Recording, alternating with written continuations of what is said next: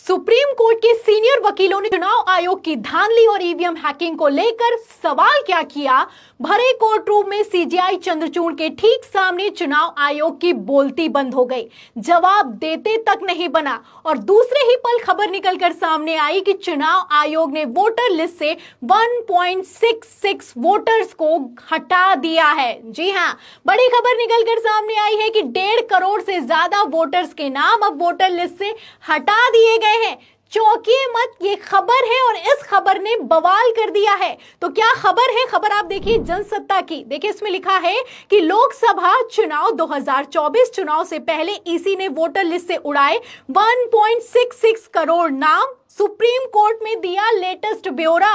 तो जहां एक तरफ सुप्रीम कोर्ट में सुनवाई चल रही है, सुप्रीम कोर्ट के ही सीनियर वकीलों ने याचिका दाखिल की है कि सुनवाई की जाए कि किस तरीके से चुनाव आयोग धांधली कर रहा है, किस तरीके से ईवीएम हैकिंग के सबूत निकलकर सामने आ रहे हैं, किस तरीके से डुप्लीकेट वोटर्स के जरिए वोटिंग करवाई जा रही है। इसी बीच जब चुनाव आयोग से सवाल किया गया तो खबर निकलकर सामने आई है कि चुनाव आयोग ने लेटेस्ट ब्यौरा सुप्रीम कोर्ट में पेश किया है और कहना है कि हमने तो 1.66 वोटर्स के नाम वोटर लिस्ट से हटा दिए हैं।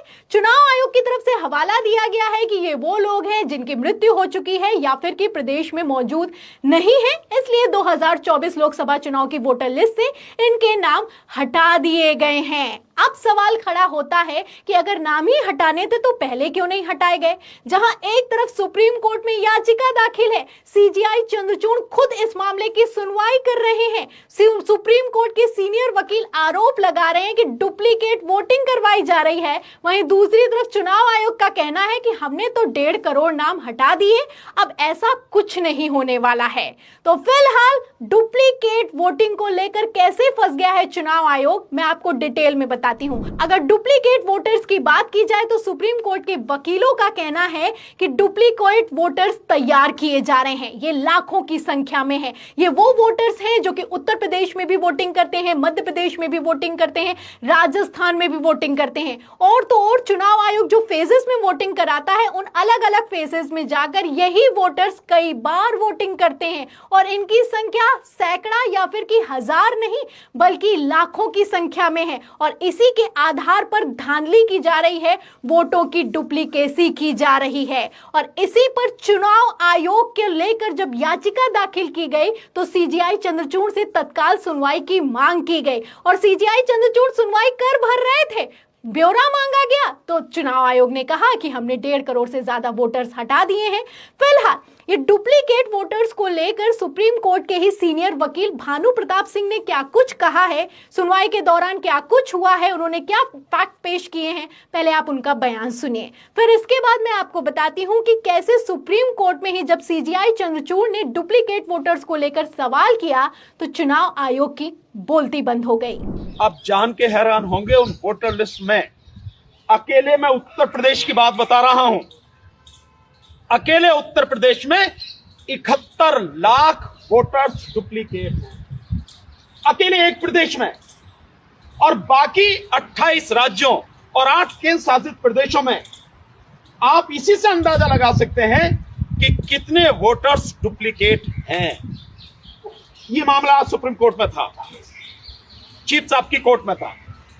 और इसके साथ साथ मैं कुछ और डाटा आपके सामने दूंगा जिससे आप जानेंगे कि इलेक्शन कमीशन किस कदर बेईमान और निकम्मा है, जो जिम्मेदारी संविधान ने उसको सौंपी उस जिम्मेदारी को निभा नहीं रहा और इतनी हेरफेर है जिसकी आप कल्पना नहीं कर सकते। मैं कुछ डाटा उसके विषय में आपको देता हूं। ये तो मैंने आपको बताया कि डुप्लीकेट किस तरह से है। डुप्लीकेट किस आधार पर है?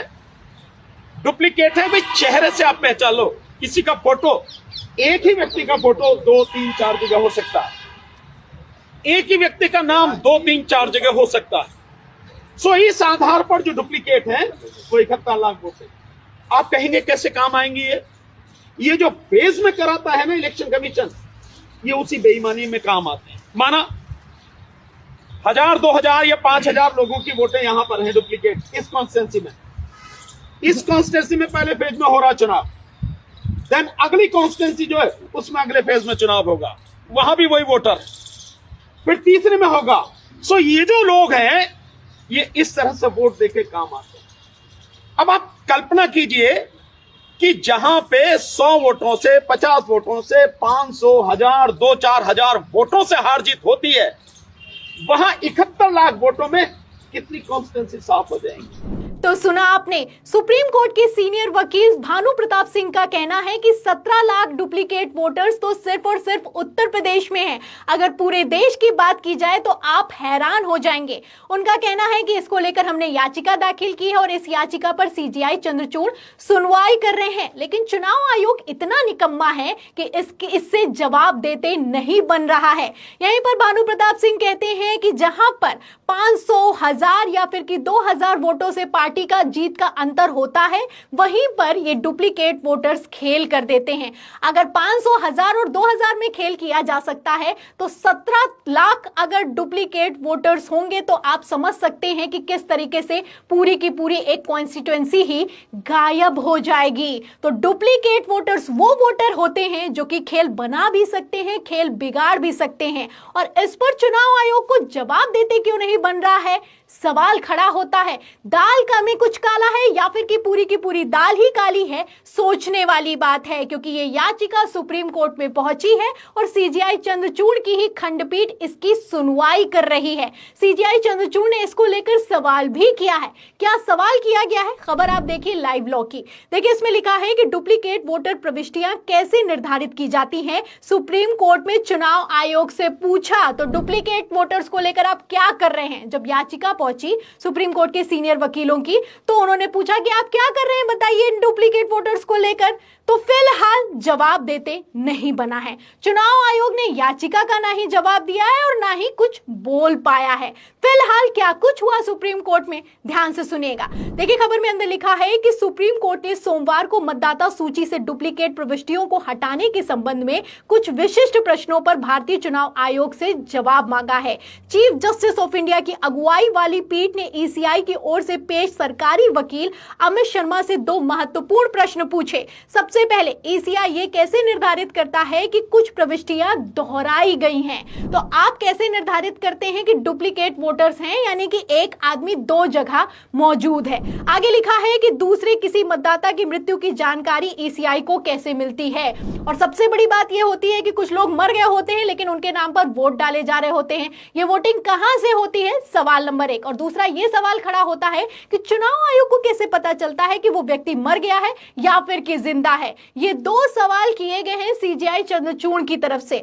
आगे देखिए इसमें लिखा हुआ है कि जो याचिका लगाई गई है, जो याचिका सीनियर वकीलों की तरफ से लगाई गई है, उसमें मीनाक्षी अरोड़ा का कहना है कि चुनाव आयोग तो कोई सवाल का जवाब देने के लिए तैयार ही नहीं है।